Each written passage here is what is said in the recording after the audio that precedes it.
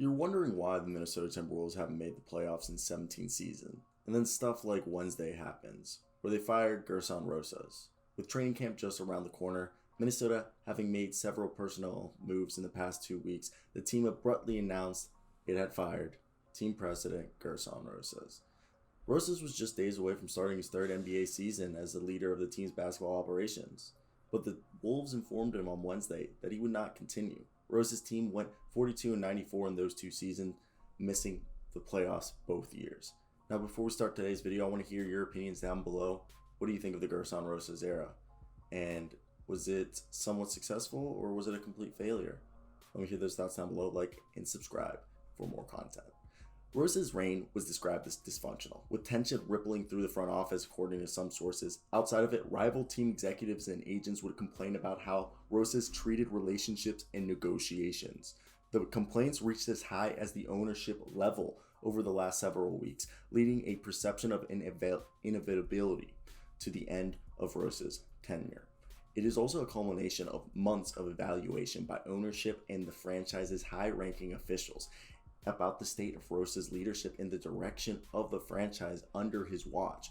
Ownership has listened to many vocal opinions from the staff and how they've expressed concern on the way Rosas handled and conducted his business from sources that told The Athletic, and finally came to the conclusion that they could no longer wait to address the situation. Yes, Gersson Rosas was allowed to make multiple personnel moves all summer long, including 4 fairly significant ones in the preceding days, was basically dismissed, okay? Some great reporting done by Shams Charania and John Krasinski shed some light on the timing and what those issues were based on.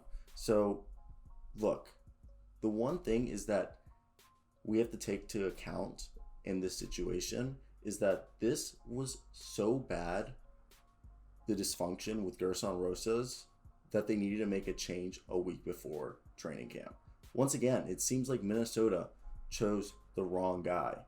And this seems like it's been a staple of the Minnesota basketball franchise for 3 decades, from Kevin McHale to David Kahn to Tom Thibodeau, now to Gersson Rosas. The one fundamental error underlying all the others was that Minnesota never selected the right person to run the organization, and several times they've chosen the absolute worst guy to do it. The franchise squandered away prime years of Kevin Garnett, and it seems like they're threatening to repeat history itself with Karl Anthony Towns. Rumors of discontent from the staff in Minnesota has been bubbling up for at least a year now, notably when then VP of basketball operations Sachin Gupta, hopefully I said that correctly, who is the new interim president, wanted to take the job in Houston and was prevented from doing so, even though it was going to pay him back, which technically is allowed. Teams can block any move by staff under contract unless it's contractually specified they can, like some executives in the league have it in their contract that they can't be prevented from taking a higher position someplace else. In reality, the unwritten code around the league is that you never block a staff or an assistant coach from taking a promotion. And if you're going to block them from a significant pay raise like Gersson did, you better have a darn good reason. And Gersson's didn't even have the one good one. Okay, they entered a draft with no picks. They followed up that with a free agency, which they had no money to spend. It's counterproductive to operate that way. So congratulations to Gersson Rosas from taking an employee from getting a better job and now making him stay, which probably made him miserable. So Gersson Rosas as well went back on contract talks with Jordan McLaughlin and Jared Vanderbilt's agent, which is another no-no against the unwritten NBA code. The entire business of free agency works on trust, especially given that teams are negotiating during the moratorium, which, we all know they're talking for it. Well, basically it's a game of salary cap musical chairs. And you can't go back on your recruiting pitch or a contract offer and be like, oh, we can't do that anymore, which is basically what Gersson Rosas did. It's a fair point to point out that Minnesota made some good progress, if you look at the margins during Rosas' tenure. Jared Culver might have been a bust, and, the Juancho, Hernan Gomez, and Jake Layman contracts aren't the best, but a 2020 28th pick in Jaden McDaniels looks like a stud. They got Leandro Balmaro, who's going to be a beast. They found great undrafted players in Naz Reid and Jordan McLaughlin. And they even got good value from the Denver trade where Malik Beasley and Jared Vanderbilt were able to come over. But Rosas also was the forced to come in and have a coach that he didn't want. Ryan Saunders was there, and he was able to get rid of Ryan Saunders a season and a half after and get Chris Finch. And you know what? They finished 12-13 with Chris Finch. And Minnesota was criticized by the NBA Coaches Association at the time for not doing an open process that included minority candidates such as David Vanderpool, which didn't happen with the Pacers.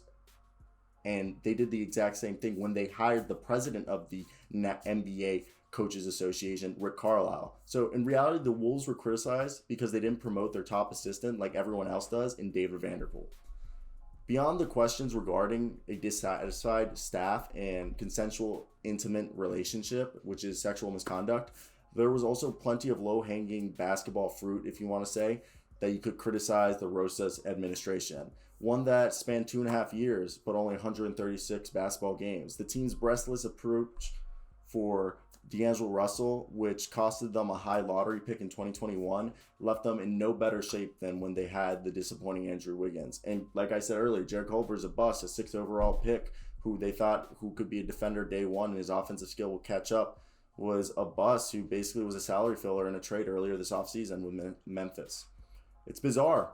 A trade for a second-round pick to get a declining Ed Davis made them worse off financially and had worse assets. So zero basketball impact from that trade.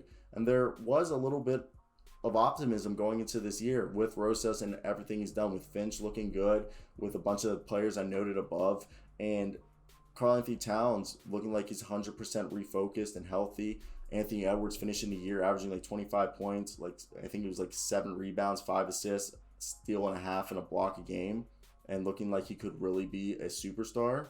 So Sachin Gupta will get the first crack as the interim GM, and he's well respected around the league. He created the ESPN NBA trade machine. He's got really good intelligence, is creative. He stayed in Houston, Philadelphia, and Detroit before coming here.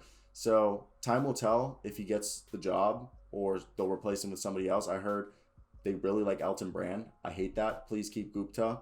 So A-Rod and Lore may push for someone who's more of a brand name, like I said, Elton Brand, and other factions in Minnesota will have a say. But regardless how it turns out, Minnesota needs to choose the right guy this time. For 3 decades, they have failed to do that. McHale, Kahn, Tibbs, and Rosas. The results have been an endless cycle of episodes like It's Always Sunny in Philadelphia. So I want to hear your thoughts down below. What do you guys think?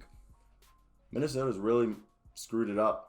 So that's basically it for me, guys. I hope you guys did enjoy this video. I'm gonna peace out. I got shit to do, and I'm gonna drink my Earl Grey tea and say goodbye. Goodbye.